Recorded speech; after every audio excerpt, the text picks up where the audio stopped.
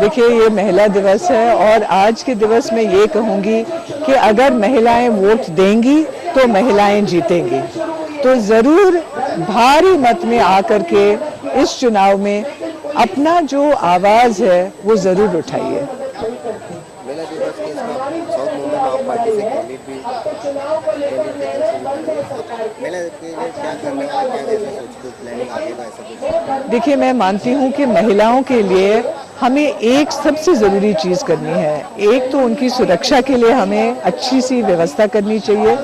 दूसरे कि हम हर महिलाओं को इतना सेल्फ कॉन्फिडेंस दे कि उसे ये समझ में आए कि वो अपने पैरों पर खड़ी हो सकती है। जब महिला अपने पैरों पर खड़ी होती है तब सब समस्या हल हो जाती हैं। कि महिलाओं के लिए जितने भी हमारे स्कीम्स हैं, बहुत कुछ लोग कहते हैं कि है, लेकिन किया कुछ नहीं जा रहा है कि नहीं? तो अभी हमें नई स्कीमों की ज़रूरत नहीं है, नई वादों की ज़रूरत नहीं है।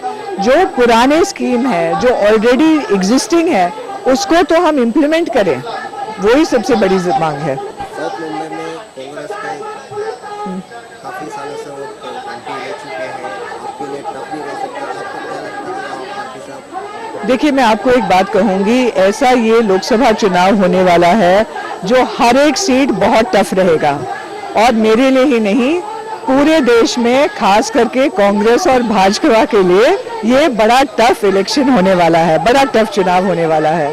तो हमें जी जान से, हम तो पूरा जी जान से लड़ेंगे और उम्मीद है कि वो भी अपना बेस्ट फुट आगे निकालेंगे। फिर देखते हैं कि क्या होता है। बहुत अच्छा लग रहा है, बहुत अच्छा लग रहा है।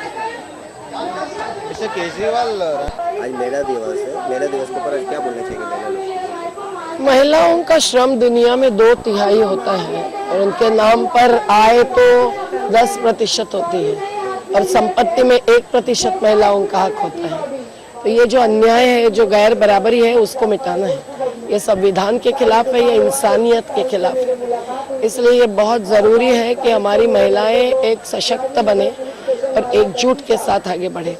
महिलाओं के अलग अलग रोजगार में और अलग अलग व्यवसाय में योगदान होते हुए भी उनको सादा पेंशन नहीं, प्रोविडेंट फंड नहीं, ऐसे 96% असुरक्षित श्रमिकों की स्थिति में सबसे ज़्यादा भुगतती है महिलाएं और महिलाओं को ही उपभोग की वस्तु बनाते हैं राजनीति। इसमें अगर हमें बदलाव लाना है तो महिलाओं को एक तो संगठित होना चाहिए, सीखना चाहिए, लेकिन शिक्षा में भी बच्चियों को पीछे रखना समाज में आज भी जारी है। तो माताएं जब सशक्त होगी, सोचने लगेंगी, तो वो बेटियों को सिखाती है, ये हमारा अनुभव है। लेकिन समान शिक्षा शासन से होनी चाहिए, शिक्षा की नीति संविधान के अनुसार होनी चाहिए। स्वास्थ्य के लिए, शिक्षा के लिए निजी स्कूलों और निजी अस्पताल में जगह है वो भरनी चाहिए।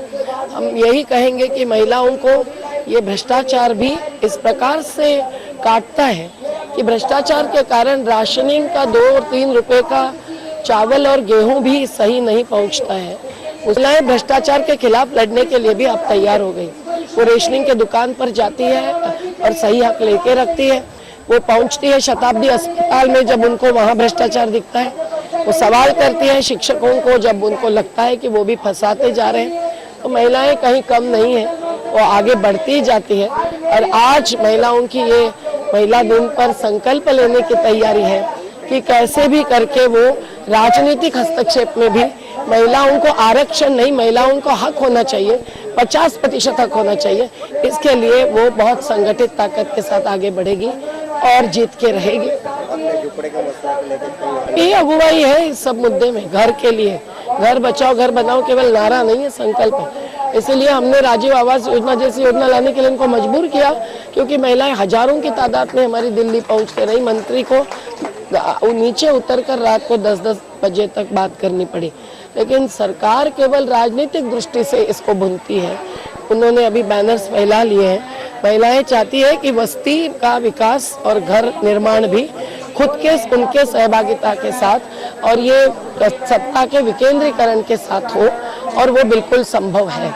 ओरिजिनल ठेवले आतमध्ये की ओरिजिनल तर 1 मिनिट थांब घर, एक सादगी से काम होना चाहिए। पहले तो करोड़पति केवल संसद बनकर नहीं चलते, संसद में एक आवाज नहीं उठाते, 5 साल में झांक के नहीं देखते।